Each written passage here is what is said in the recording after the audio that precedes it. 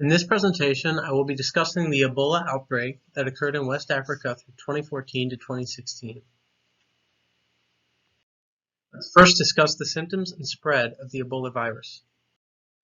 Ebola virus disease is rare but severe and often deadly. Recovery from EVD depends on good supportive clinical care and the patient's immune response. Studies show that survivors of Ebola virus infection have antibodies that can be detected in the blood up to 10 years after recovery. Survivors are thought to have some protective immunity to the type of Ebola that sickened them. Symptoms appear anywhere from 2 to 21 days after contact with the virus, with an average of 8 to 10 days. The course of the illness typically progresses from dry symptoms initially, such as fever, aches and pains, and fatigue, and then progresses to wet symptoms, such as diarrhea and vomiting. Scientists think people are initially infected with Ebola virus through contact with an infected animal, such as a fruit bat or non-human primate. This is called a spiller event.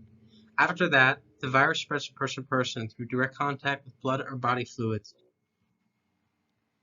Additionally, Ebola virus is not known to be transmitted through food. However, in certain parts of the world, Ebola virus may spread through the handling and consumption of wild animal meat or hunted wild animals infected with Ebola.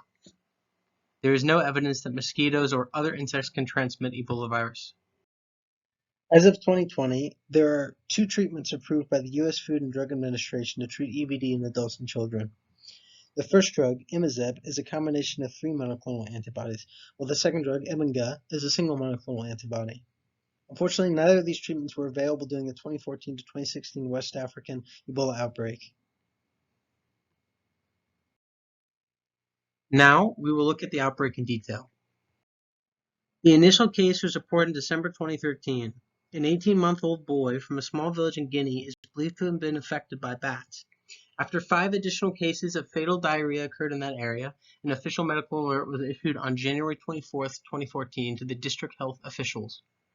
The Ebola virus soon spread to Guinea's capital city of Conakry, and on March 13, 2014, the Ministry of Health in Guinea issued an alert for an unidentified illness.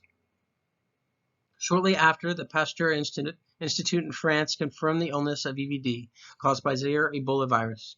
On March 23, 2014, with 49 confirmed cases and 29 deaths, the WHO officially declared an outbreak of EVD. Here is an animated map provided by the World Health Organization showing the spread of the virus in the areas affected.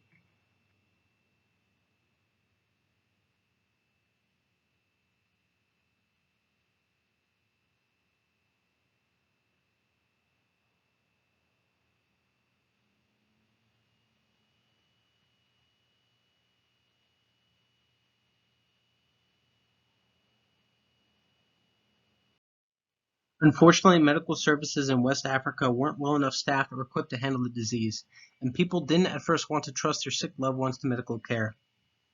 Without early diagnosis and notification, the international medical community was delayed in providing resources to curb the spread of the outbreak. Good outbreak control relies on applying a package of interventions, including case management, surveillance and contact tracing, a good laboratory service, safe burials, and social mobilization. Community engagement is key to successfully controlling outbreaks. Raising awareness of risk factors for Ebola infection and protective measures, including vaccination, that individuals can take is an effective way to reduce human transmission. Risk reduction messaging should focus on several factors. Healthcare workers should always take standard precautions. These include basic hand hygiene, respiratory hygiene, use of personal protective equipment, safe injection practices, and safe burial practices. Healthcare workers caring for patients with suspected or confirmed Ebola virus should apply extra infection control measures to prevent contact with the patient's blood and body fluids and contaminated surfaces or materials such as clothing and bedding. When in close contact, healthcare workers should wear face protection, a clean, non-sterile long-sleeve gown, and gloves. During the epidemic, Liberia lost 8% of its doctors, nurses, and midwives to EVD. In addition to the devastating effects on the healthcare workers in Guinea, Liberia, and Sierra Leone, the Ebola epidemic severely impacted the provision of healthcare services and caused setbacks in the treatment and control of HIV, tuberculosis, measles, and malaria in these countries. The epidemic also had a great impact on children. Nearly 20% of all EVD cases occurred in children under 15 years of age, and an estimated 30,000 children became orphans during this epidemic.